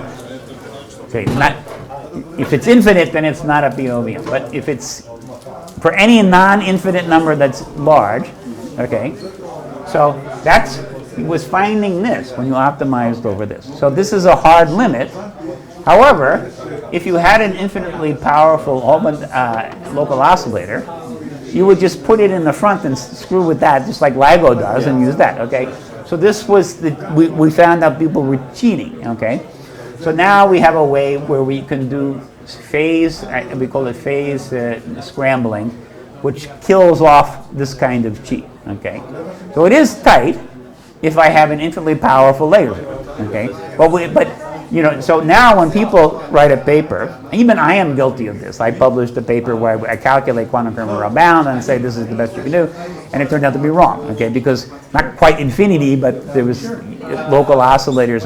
So now when people write a paper and say we have the quantum Cramer bound, this is the best you can do, I go, you must give me a detection scheme that hits this, okay? I will not accept the result. It is tight, but the detection scheme might be unreasonable. So you cannot publish anymore with the quantum Cramer bound alone. You must provide a detection scheme. And half the time it's parity. I don't know why. So it's tight, but there's a way to cheat. Are you happy? Too much math? No, it was okay. I don't understand why if when you talk about detection scheme, do we assume that the state we insert must be in eigenvector? No, it can be So it can be some arbitrary superposition or any crazy thing. So why wouldn't the optimal detection scheme would be the one that the state we insert is the eigenvector of? Eigenvectors are overrated, okay? So, can you turn, is this off? You push the power button twice. Otherwise they get mad.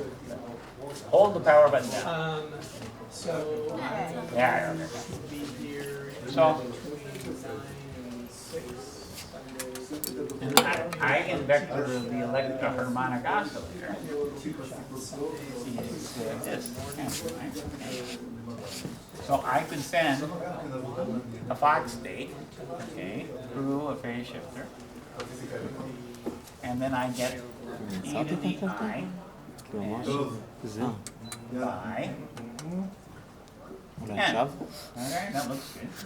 But the problem is this is just only in one arm. There's no reference base. So if you run the Cramer bound for this, you get 1 over square root of n. You don't get any improvement. Even though you're getting this